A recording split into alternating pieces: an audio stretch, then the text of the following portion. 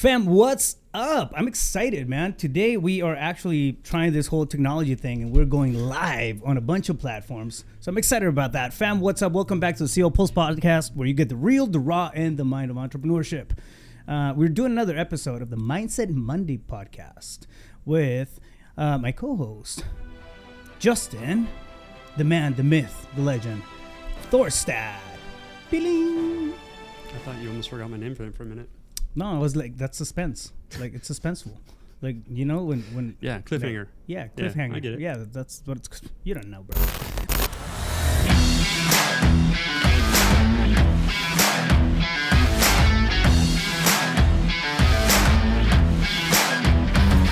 Let's talk about one of the things that I feel like creeps up on us all the time, right? We obviously, we break down mindset on a regular basis. We talk about, standing in a space of responsibility and everything. But one of the things that I feel don't get addressed enough is biases, right? Specifically, our fear biases. So how do we break our fear biases, meaning the beliefs and the things that we are just naturally afraid of because of whatever reason, whatever story we learned as we were growing up?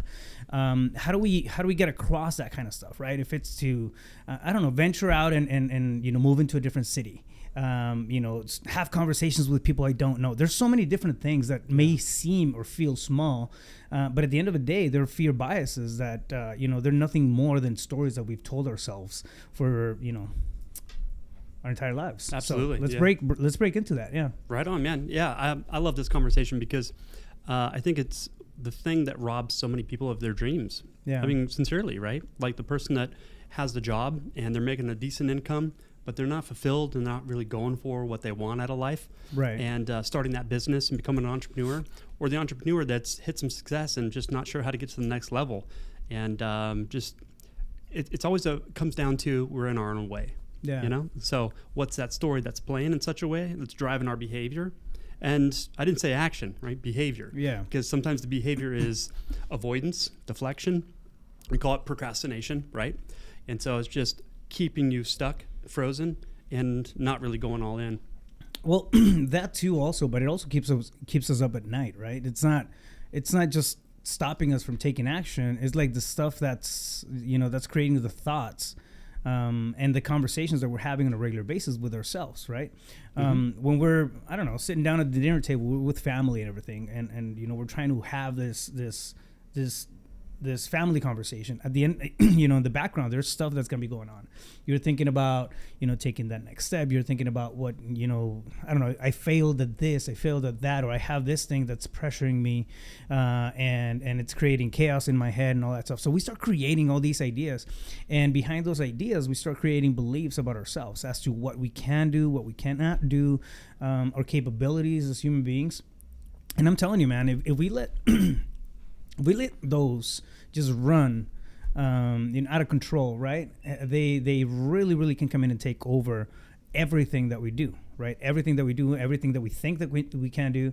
Next thing you know, you're questioning yourself and losing confidence on stuff that normally you would have had dialed in. So it's and I say that because I'm thinking of a couple of different like particular scenarios where somebody's really good at something and then something goes south. They failed at a simple example would be you're playing basketball, right? And then you miss 2-3 shots in a row. And then like that mindset just gets into you and it just starts fucking with your head. Yeah. And then, normally like I'll suck for the rest of the game. Yeah. You know what I mean? Well, and it's very simple. Like the construct is yeah. You get excited about an idea, right. An opportunity, something you're going to go do. And then the thought creeps in of like, yeah, but what if I fail? What if it doesn't work out? What if I'm insufficient? What if I'm not skilled enough? Yada, yada, yada. And the key is listening to those thoughts. Yeah. Because once you listen, that means it's hooked your attention and now you're feeding it and now it's going to become like all consuming and it'll stop you from moving forward. Yeah. Or if you do move forward, it's not going to be like your full capability. Right. So what do you think you're going to produce? Do you know what I mean? So it's super important. It is. So let's break that down, right? Like we start creating biases, meaning that we have certain things that we kind of take for granted. Like, this is how life is. This is how my life is going to be because it's just how it is, right? So you create a bias. Biases can be good. Biases can be bad. They're hardly ever neutral, right? But it's at the end of the day, it's a belief. Let's focus on the fear that has biases attached to it. Sure. So yeah. Well, first of all, like, it's an understanding of where did it come from, right? Yeah. Like, these things, you didn't just trip on it one day and all of a sudden it's yours and you adopt it. You know what I mean? Like, it started from a long time ago when we were little kids, right, usually before the age of 7, right? And it was just modeling and watching who we were around the most, who was our primary caretaker, and listening to what they said about opportunities and situations. Like, for example, when I was young, my mom and stepdad, they were entrepreneurs. They were small business owners. And so it was basically feast or famine. You know what I mean? Like, things were either really great or no money at all. And it was like this roller coaster. And so at some point I internalized that's what it meant to be in business for yourself. So yet I couldn't stomach being an employee. So I had to go off and be an entrepreneur because I don't like being told what to do, even by myself sometimes. So, you know. Isn't it crazy? We don't do entrepreneurship right. We don't have one person that tells us what to do. We have hundreds. Through clients.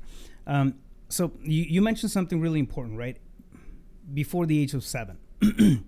One thing that I want to put out there and just, have it be super, super clear is that the ideas that we have now as adults, they didn't start happening yesterday. A lot of times they're suppressed memories from when we were little. We start adopting fears and attitudes and behaviors and beliefs as we're growing up, even from the age of 1, 2, 3. Yeah. And it's super important, early childhood, as far as developing, right? And then creating all those neurological connections on stuff that we see.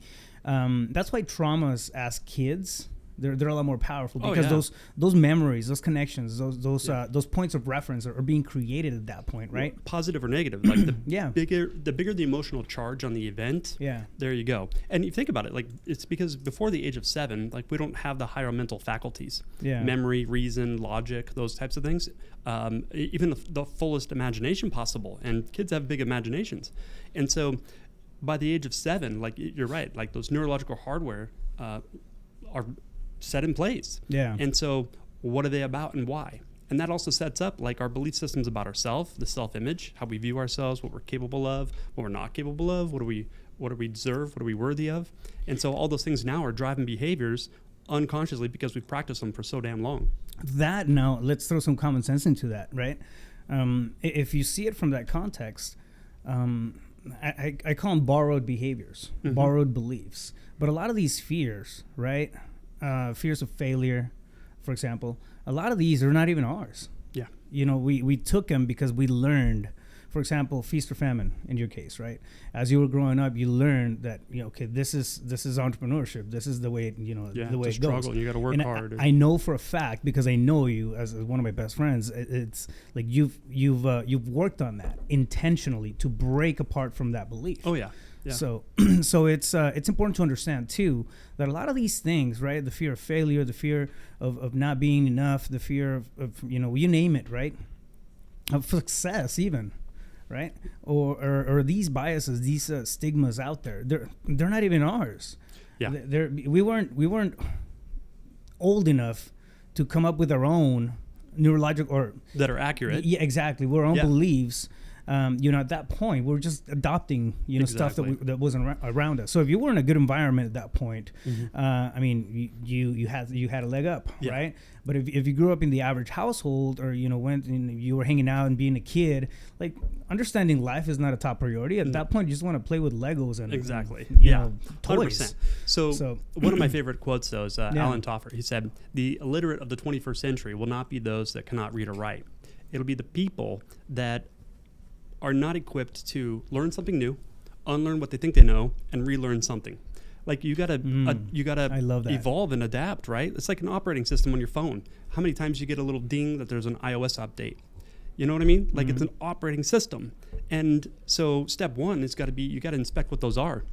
Like, what are my operating systems? What do I truly believe?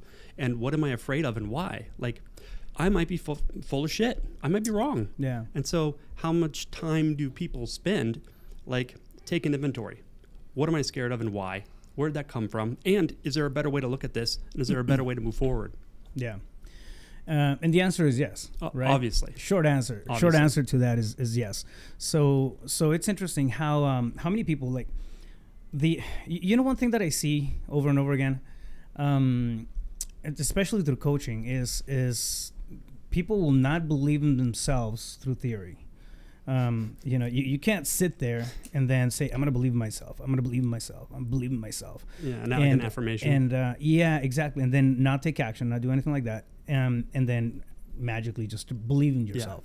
Yeah. It doesn't happen. It happens when you start accumulating wins, when you start accumulating evidence, right? For whatever path you want to walk towards, you start accumulating evidence, for those little wins. For example, if you had a fear of failure and I keep going back to the same thing because of the context of the podcast, right? If you wanted to launch your business or you wanted to be an entrepreneur and you took that first step, maybe you failed 2 or 3 times, but you won once. You take that one win and then you put it in your pocket, right? You keep going back to it. That's evidence. And when you have enough evidence stacked, right, and you pay attention, you focus on the right evidence, inevitably you're going to start seeing, like, it's kind of like, walking from here, from your workplace to your house, right? You take one step, inevitably, even if it's, 20 miles, far, you're going to get closer to that thing, and inevitably you're going to get there, right? Yeah. Because you're walking in that direction. Now, it's the same thing when we're building up our own belief, when we're trying to break away from those biases and those fears that if you sit with them, you write them out, and you conceptualize the thing that you're afraid of. The majority of the time, 90% of the time, they're going to be rational fears. Yeah, because if you think about it, it's like, okay, I have this thought about if I do this, then I'm going to fail, and here's why. It's like, okay, so what are you basing that off of? Do you have an experience with that? Yeah. Yes, I've done it before and I failed. Great. Okay, so what'd you learn? There's got to be something in there that you could take responsibility for, that given another opportunity, if you had a chance to do it all over again, how would you do it differently? Great. Now, why don't you take that information and go do it? Yeah. You know what I mean? It's like... You didn't fail. You just learned one way not to do it. Exactly. Right? Like I hear that word failure a lot, and it kind of it's like nails on a chalkboard. Yeah. Just because some people, I think, they use it as a loose term that is throw out there. I went into action. I didn't get what I wanted, and I failed. It's like, did you?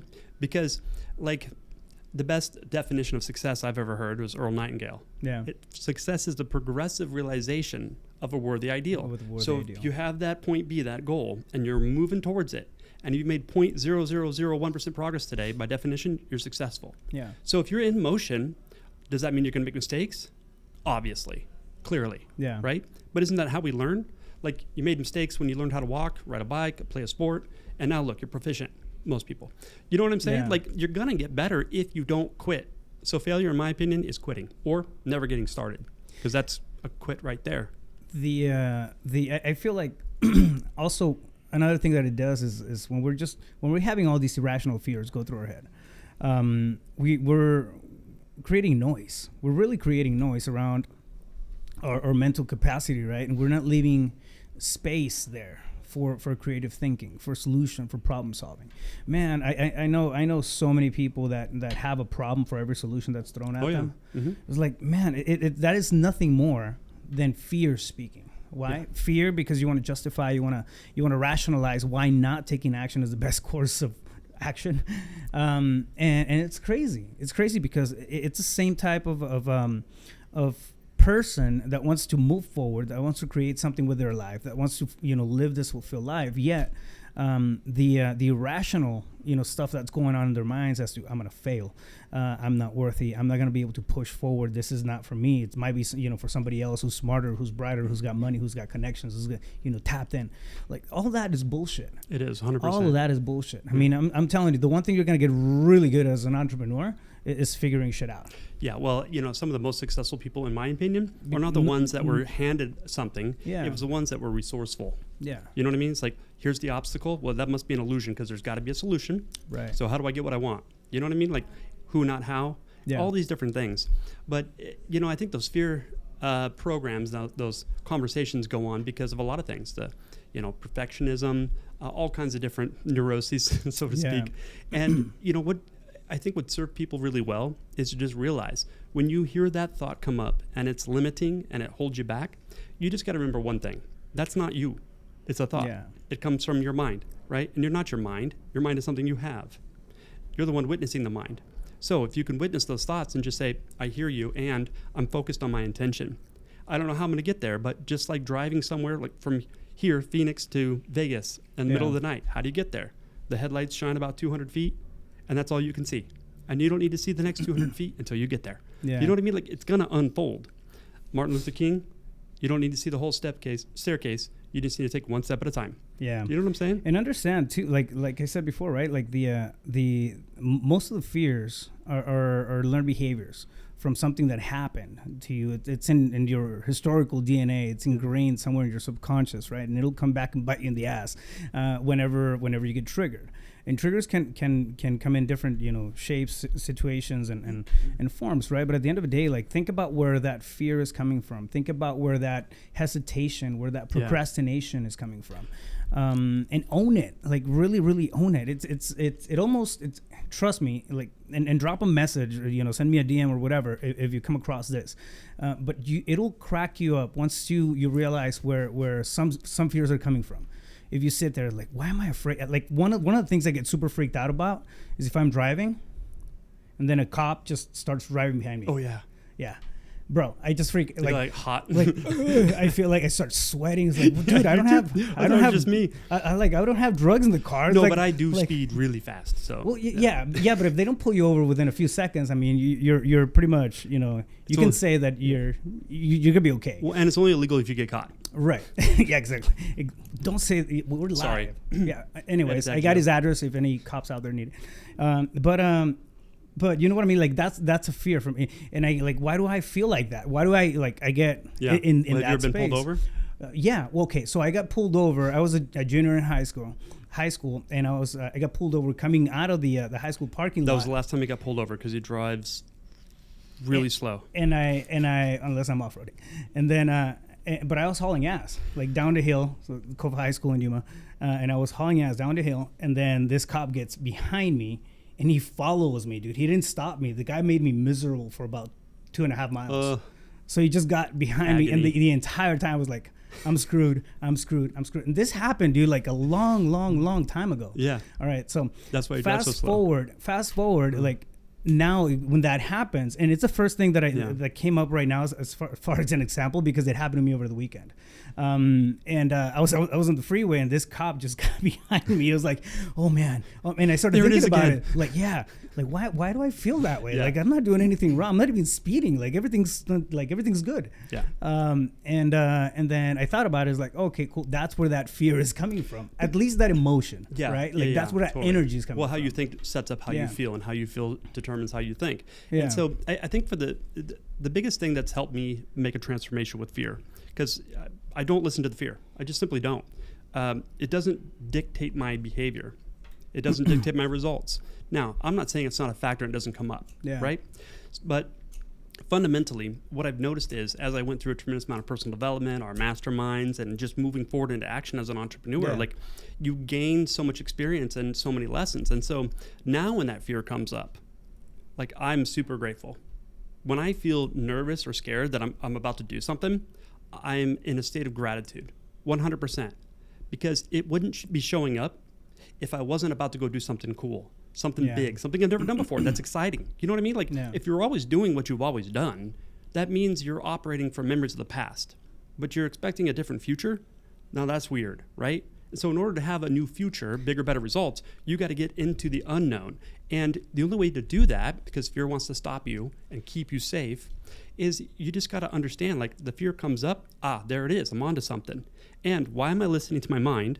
What makes me think it's even true? And if I don't take action, what's that going to cost me? And if nothing else, not even financially, but my self-respect, I'm going to have regret. But I mean, I don't know, think fast forward 10 years. Like, think about it, right? Where you're sitting right now, and this is for anybody watching or listening, like ask yourself the question, in 10 years, do I want to be in the same spot, in the same place? with the same results, with the same type of life fulfillment, right? Yeah. I'm telling you, most people that I know, they want to improve on a day-to-day basis. They want to do better. They have dreams. They have, at least cognitively. Yeah, exactly, right? So I mean, that scares the shit out of me. Like to think that I'm gonna be the same spot in 10 years in from the now? same spot 10 years from now is like no. I mean, thanks. not that I'm complaining. I'm in a pretty good spot right now, but Yeah, but it's Groundhog I feel Day. like the worst nightmare for an entrepreneur is unrealized potential.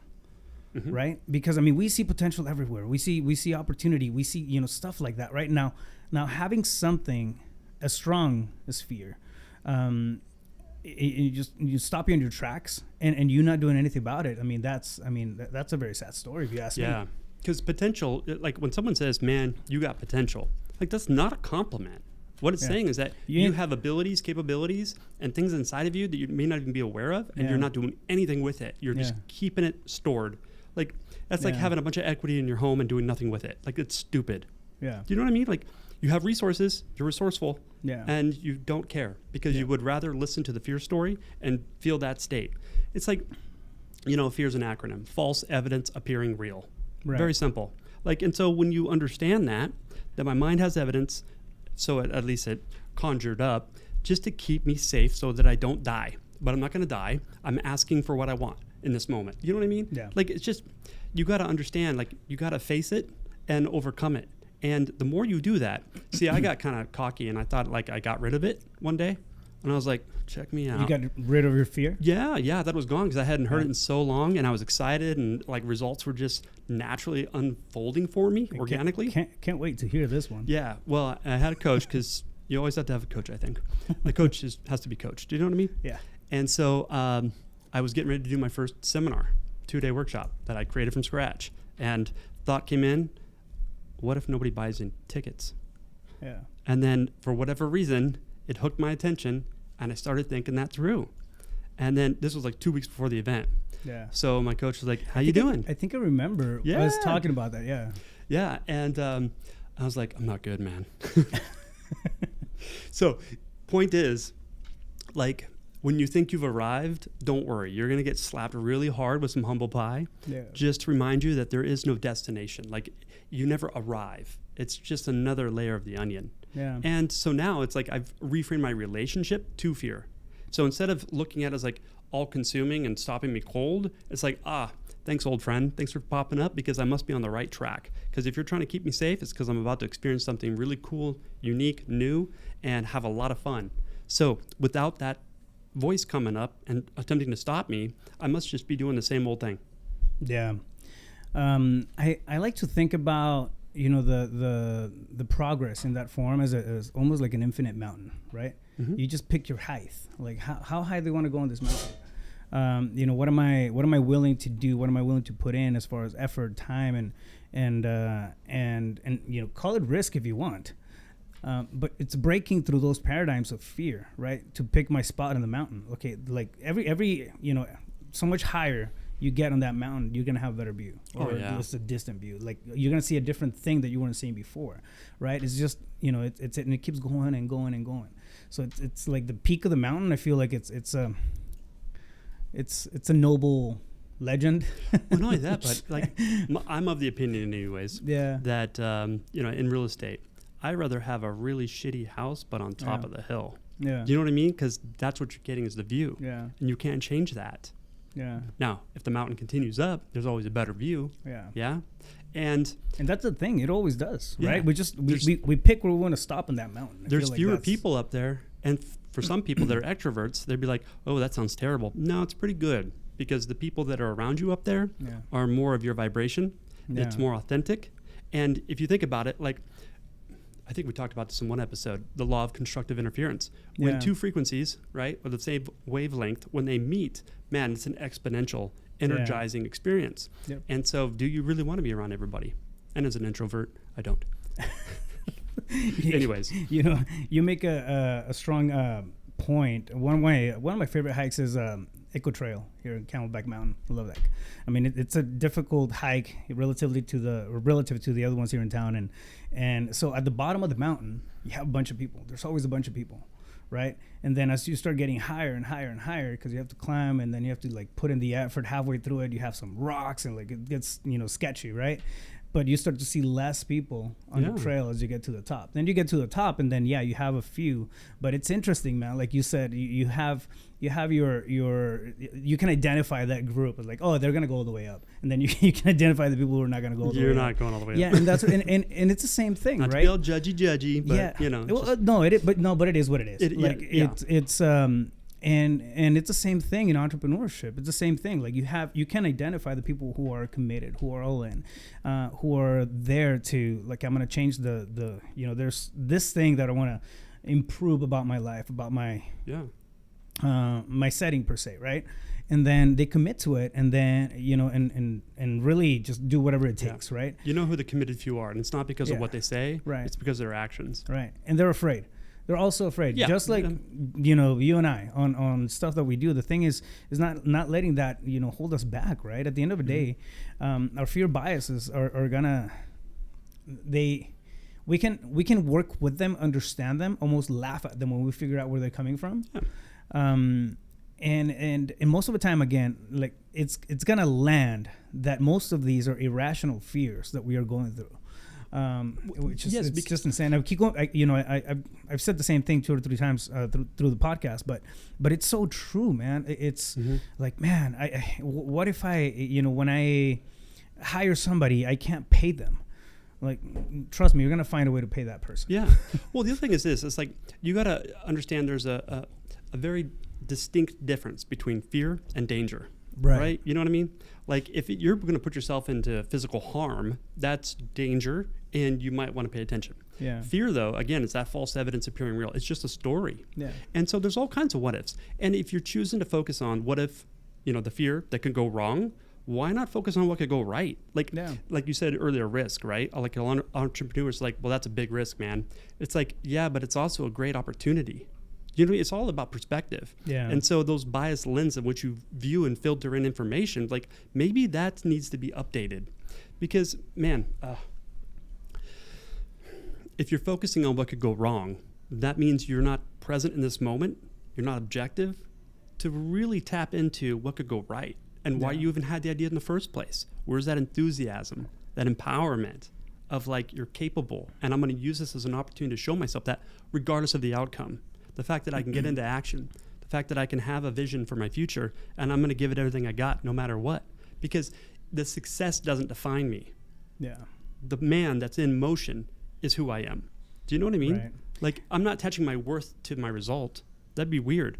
I can attach it to my behaviors, how I think, how I feel, how I behave. That's the only thing I can control. Yeah. So why would I place my self-worth in something external like my results? Now, they're a reflection back about how I'm being, right? Yeah. But that's all it is. And a lot of but even then we take it as constructive criticism on the stuff that we're doing, right? Yeah. You know, you're learning. When we're building anything, it's like, okay, shit, it didn't work out this way. I'm gonna pivot and then, I don't know, go about it this other way. Yeah. Listen, nothing amazing and fantastic and super successful was ever created with a rough draft. Right. You know what I mean? There's revision after revision. You got to leave room in your head for the possibilities. Yeah. I think that's the magic of breaking through that barrier of fears, right? If you can look at that process as something to get excited about because it's stimulating, it's forward moving, it's fun, you get to collaborate. Yeah. Like, man, that's what life's all about, I think, the variety of all of it, right? If you knew that, okay, I'm going to go for this and I could never fail because I'm always going to be guaranteed success, that'd be pretty fucking boring. Do you know what I mean? Yeah. And again, I was using loose terms there, but you know what I'm saying? Like, it's the thrill of solving problems, of being resourceful. Okay, who do I got to get to help me out? Not how am I going to do it? Right. You know, all those kinds of dynamics. Like, I don't know about you, but that pulls me out of bed in the morning. Like, that's exciting. Well, that, and it also feels good, right? When you break through something that's like, man, this thing was holding me back, and now it like feels really good. I busted it up and got through it. Yeah, it was just an illusion in my mind. Yeah. So first, be aware of the stuff that might be a fear bias, right? Something that's not even yours. You borrowed it along the way, and then you stuck with this idea that something can hold you back. You're gonna fail, whatever that is, right? Whatever is keeping you from moving forward to that next point in your life that you want to reach. Well, I want to pop this in there right quick too. The thing that people must understand is that those fear stories, they hold you back. Yeah. Look at how successful you are with what you believe. Yeah. I believe that I'm not going to be successful, I'm going to fail because whatever the story is, right? Yeah. And I'm 100% successful at running certain behavior in alignment with that belief. Yeah. So people say, no, I'm not successful. No, you are at running the behavior in alignment with the belief. That's what you're 100% successful at. You have to be. It's how the brain works. It's designed for survival. Now, what if you were to unlearn that and relearn something new? Right. A new thought, new neurons fire in new ways. And if you keep thinking that thought and you keep connecting to it emotionally, because how you think sets up how you feel and how you feel sets up how you think, yeah? Yep. And you keep refiring, you keep rewiring the new thought, pretty soon it's going to start running without your conscious awareness and involvement. Yeah. It's a habit, and you must be successful at it. So you have to be successful at whatever you believe, and because it's going to naturally drive behavior over time with practice and redundancy. You know what I mean? Yeah. But like, people don't want to take ownership of what they believe in that's driving behaviors that holds them hostage because they don't like the result it produces. But I'm not saying do you like it or do you not like it. I'm saying are you responsible for that? Meaning that's my belief, and I have the ability to respond and learn something new. Right. It's the beauty about rethinking and rewiring, right? The way that you approach something, your perspective on something. So be open to that kind of stuff. And you hit it right on the head, right? Imagine like if you've gotten this far in life with those biases that you're trying to break away from, imagine what you can do if you actually break away from that shit and move forward. And it's a choice, man. Like it is. You're not it's a choice. destined for the rest of your life to have that unless you decide to. Yeah. Think from a blank slate, I guess it's one of the best pieces of advice I can give. Think from a blank slate and decide whether that is a real fear. It's something irrational. It's something that you borrowed along the way, or it's something that's within you, and you need to really work on it, right? Yeah. Speaking of a blank slate, I want to plug this in here right quick. So blank slate, like if you're listening to the fear story, you're not here in this moment. Like whatever the story is, you are there then, whether it's the future, what's going to go wrong, or the past, or why I shouldn't get started. And so having a practice to calm the mind so you can be fully present, you'd be amazed at what resources are already available to you that you're just not able to see because you're not here. Yeah. Yeah. So the bro, one of my favorite I guess phrases or coined phrases is, but did you die? Right? Yeah. Like, let's go back to that. Like as ugly as something may feel, as it at the end of the day, I think about it. Well, I'm still here. I haven't died. But did you die? If I didn't die, I'm still breathing. If I'm breathing, I still got a shot at it. I can do it again. And like it just brings everything back to this base, man. It's a solid foundation. Yeah. Well. And if you're not dead, you got a shot. Yeah. Whatever you're afraid of. But did you die? No. Okay. However, don't die. Like that's another piece of the. No, you're gonna die. Like that's the thing is like people. Yeah, like, not intentionally through the. Yeah. But not through that action, right? Yeah, Unless yes. it's danger. But that's the thing is like people don't understand. Like they're tiptoeing through life safely to make it safely to death. It's like no, wrong. You're gonna die. It's inevitable. I like how you butchered my favorite quote, by the way. Yeah. You're welcome. But my point is this: like when you can accept the inevitable, that we're all born, we're all gonna die. That's just happening. And you can accept that. Now, what do you want to do with the time you got left? Because you don't know how much that is. And so, like, why don't you go live all out? Because what do you got to lose? Yeah. You're gonna die. Do you know what I'm like? Yeah. Go have some fun. Go play. Go make some mistakes. Like, kids aren't afraid to make mistakes. Yeah. You know what I mean? And we're just older children, man. So. Yeah, pretty much. So. Great talk, dude. I think it's a very important topic. It's a very important awareness to have, right? If you keep telling yourself the story that you haven't moved forward because of X, because of Y, because of Z, you're probably just creating a whole bunch of bullshit and around you that you can borrow from whenever you need it. Like that's a reality. That's a conversation I had with myself. Yeah. So own it, right? Get in it. Own it. Sit with whatever it is that's holding you back. Again, whatever's causing you procrastination, whatever's is having that fear bubble up to the surface and stop you on your tracks from anything that you want to do moving forward, and analyze it, break it down. I mean, really get with it and come to a realization whether or not that's even yours. Is it something that you borrowed, right? If it is, it's a lot easier to let go of it. Yeah. If it's yours, you may have to work on it a little more or whatever, but there's still a way around it. And at the end of the day, give it a shot. Yeah. Start with like low hanging fruit. What's something you've been avoiding doing because you're afraid, and just go get it handled, man. Yeah. Because regardless of what happens, you're never going to be upset at yourself for taking action. You're like, I'm so glad at least I did it. Yeah. Like, give yourself someone to be proud of. Yeah. Like I want when I get to my deathbed and I'm sitting there and I'm like just ready to die. I want to think back and know that I left it all on the mat, dude. 100%.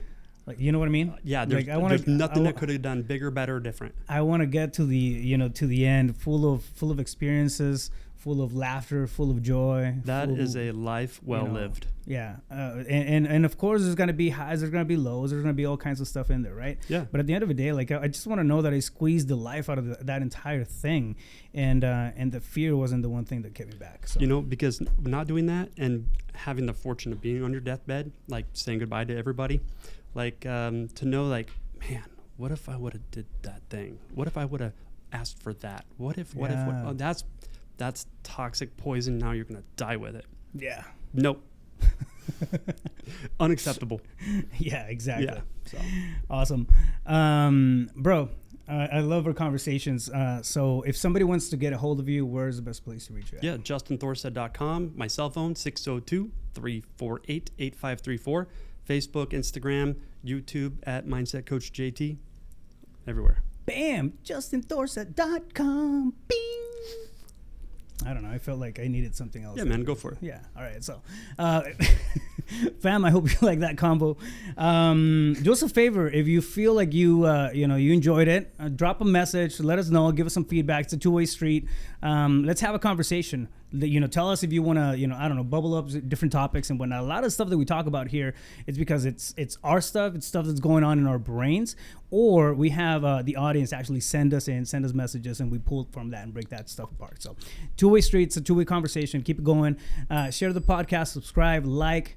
And follow me at Rafael Cortez CEO on all platforms and YouTube as well. So, with that being said, stay focused. You got this. Let's go.